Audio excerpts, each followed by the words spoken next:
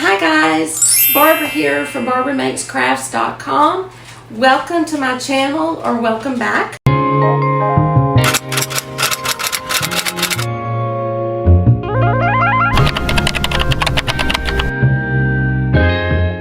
I have been trying to get sublimation tumblers to turn out right for some time now, and they never do. They either leave a seam, or just there's some ghosting, or for one reason or another they just don't turn out right. So a couple of weeks ago, I'm constantly scouring your YouTube for fun ideas that y'all might like to see me make. And I found this video that I don't even remember who she was, but the advertisement was that you could make a sublimation tumbler without the seams. And she did it by using this handy little gadget, and it's called the Pinch Perfect, and it looks harmless enough. And I just had to get one so that I could try it. So I want to show you how to make this tumbler using the Pinch Perfect tool. Now, just a little disclaimer, I have not actually used the Pinch Perfect, so we'll be trying it out together. So let's go ahead and get started. All right, so what we're gonna need to make this tumbler is, obviously we're going to need a tumbler that is suitable for sublimation. It has to have a certain coating, I think it's like a poly coating on it, in order to accept the sublimation ink. So you do want to make sure that it is ready for sublimation, or that it says sublimation on it. You're going to need butcher paper, and you just need enough to go around your mug, or tumbler, sorry, one time. You don't need a lot at all. You're going to need some alcohol, and you know my favorite is to put it in a spray bottle. It just makes it so much easier. You will need sublimation paper, and I use this A-Sub sublimation paper. It's really good, really high quality paper, but you can try any other paper that you find. We'll need some heat resistant tape and a tape measure to measure your tumbler. And you're going to need this little tool right here, and it's called Pinch Perfect, and it's supposed to help tighten up the sublimation paper around the mug so that no air gets up under it, so you're not left with that line. So we'll try this out today and see how it works. I'm using the Cricut mug press, but if you have a different mug press that you like and you have used, then go for that. All right, so this is Canva, and this is a completely free design software. They do have a pro version, but I believe everything we're doing today you can do with the free version. The pro version just gives you more features, more photos to choose from, and background removers and stuff like that. So I do recommend the pro version if it's in your budget and you're going to be doing this a good bit. But otherwise, this should work fine on the free version. So I'm going to create a custom size, and that size is going to be, I'm going to make it just a hair over 9 inches. You have to change from pixels to inches first, and then go back, and we can do 9.25 by 8.25. Yeah, that writing it down came in handy. All right, so and then it wants you to create a new design. So the design that I'm using today, I got from designbundles.net, and they have such cute designs, and you can find anything you want, just thousands upon thousands of designs for any and every occasion. And guys, if you're looking at me in the little screen thing on the computer, pardon me, I did not put makeup on today. So anyway, so here is our blank canvas, if you will. And I'm going to go over here to uploads, and I have uploaded this design to Canva already. And so it says, believe in the magic of Christmas. And like I said, I got this from designbundles.net. You can make it as big as you want or as small as you want.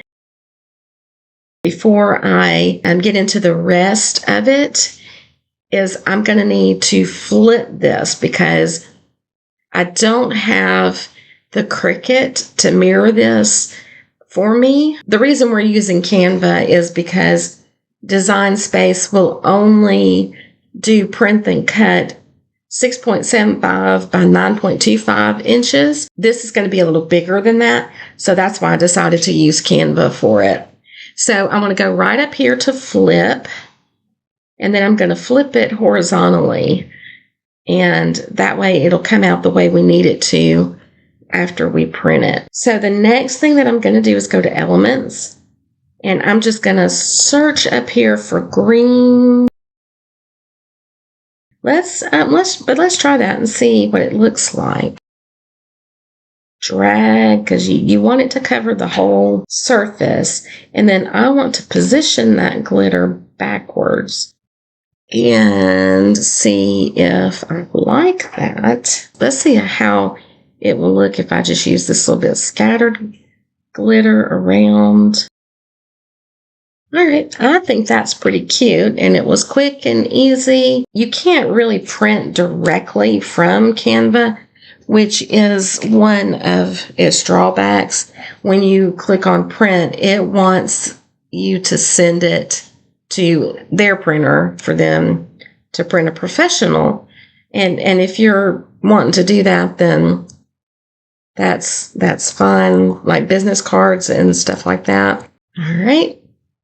And so now I want to share. And one good and bad thing about Canva is that it will save. You don't have to save individual piece. You know what I'm saying? Like on a computer where I know when I'm working throughout the day, I save my progress or I'll lose it all. Canva automatically saves them for you. So I want to go here to download. And it's suggesting I download it as a PNG, which is fine with me. So we will download that. And it should come right here. And there is our design. Now, what we want to do from here, this is where we can print it. I'm going to click on those three little dots right there and go down here to print. And I want to make sure that it's set to my sublimation printer because I have an inkjet and a dedicated sublimation printer. So it is set on my Epson 2760 and it's set on landscape. I'm going to keep it that way. And if it doesn't do right, then we can go back and print it in portrait. So just hit print and we will wait for it to print. All right, so the first thing that we want to do is turn the mud press on, and it is going to heat up and do its thing while we do the rest of this. So we need to go ahead and clean our tumbler really well. I'm going to spray it over here away from my sublimation paper, and then just dry it off with a soft lint-free cloth. So that seems to be clean and dry. And now I want to put this around my tumbler like so. I think the design is a little big, but that's okay. So I'm putting it on with the tumbler standing up so I can make sure that I get that I get it flat and straight onto the tumbler. And I just want to pull that over, and I'm pulling pretty tight. I'm pulling just as tight as I can, really.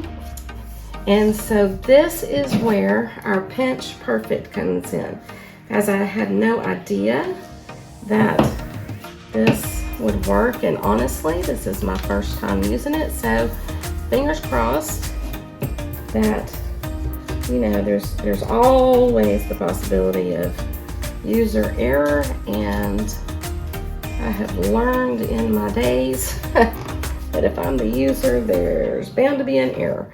But, okay, so I want to squeeze that just as tight as I can, and I'm going to put some heat-resistant tape just above the pinch perfect, and then just below it, just to make sure that it's on there good and tight. And now I'm going to move it up a little bit and pinch, because I don't feel like the top and the bottom got really good and tight with that centered up.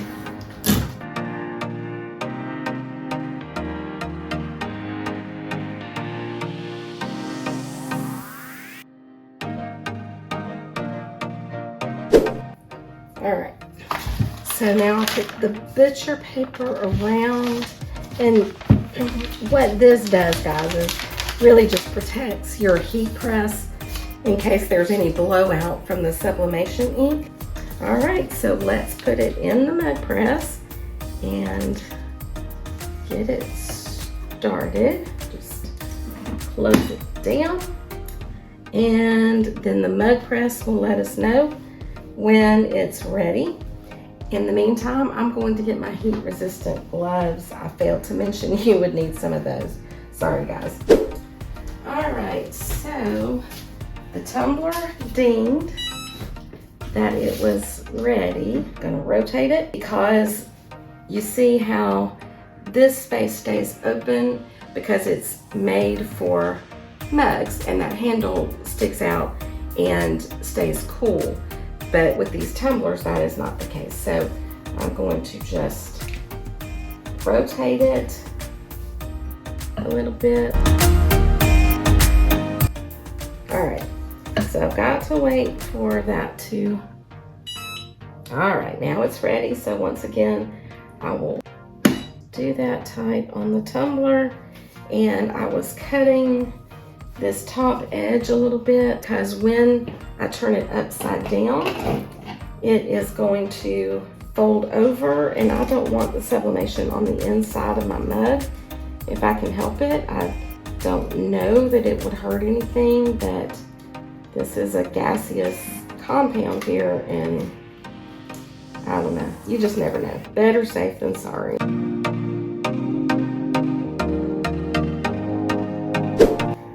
So we just need to give this a couple of minutes. The mug press is not going to time this because it's a one and done.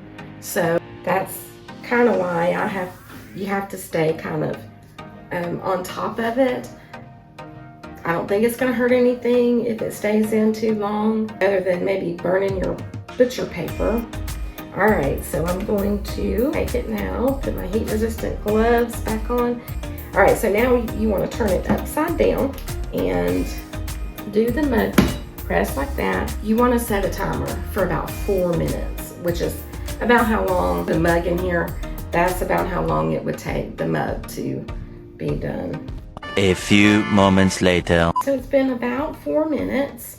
So again, with my heat resistant gloves, I'm just going to take the tumbler and I'm going to rotate it so that piece that was by the open piece, get the heat to it to put the ink onto the mug. Okay, so I think it's been a couple of minutes. So earlier I said, oh yeah, I can see that it's working out, and you may wonder how I knew, but if you can look at this, I didn't show you beforehand, but it was covered in white and you couldn't see the ink, but now you can see the ink through the paper. So that means that it transferred, and that is warm even with my heat resistant gloves on. So I'm going to set it down and let it cool. Honestly, this is stainless steel. It's going to take a long time to cool, but when it cools down a little bit, I'm going to go ahead and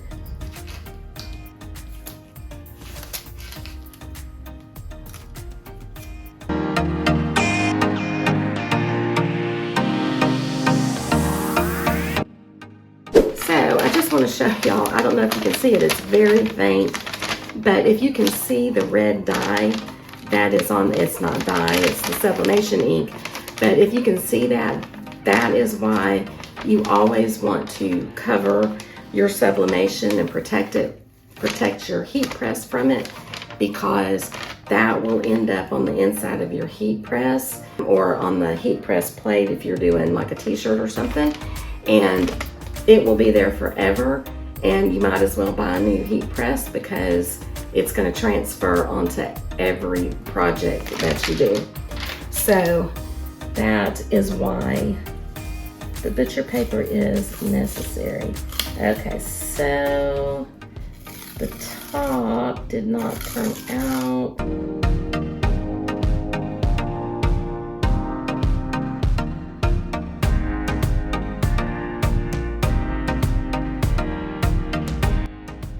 All right, so this is probably because when I flipped it in the heat press, I kind of felt the sublimation a little bit. So I got some ghosting, if you can see right there, that whole line, it looks like, in the magic of got the ghosting. And I'm guessing that that's the same thing that happened here. So next time I will probably do that fold over thing and just not tape it down, and maybe it won't transfer. Well, that didn't turn out perfectly like I wanted it to, but there was no seam except for just this one little 1.5 inches or so right here. And the ghosting, once that paper slid, there was just nothing I could do about that. So I'll keep trying on that. So if you liked this video, go ahead and drop me a smiley emoji in the comment section, or leave me a comment. I love to hear from you guys. And go ahead and subscribe while you're there so you don't miss any episodes of these fun crafts that I'm trying to teach you guys. Well, that's all I have for now. So until next time, happy crafting.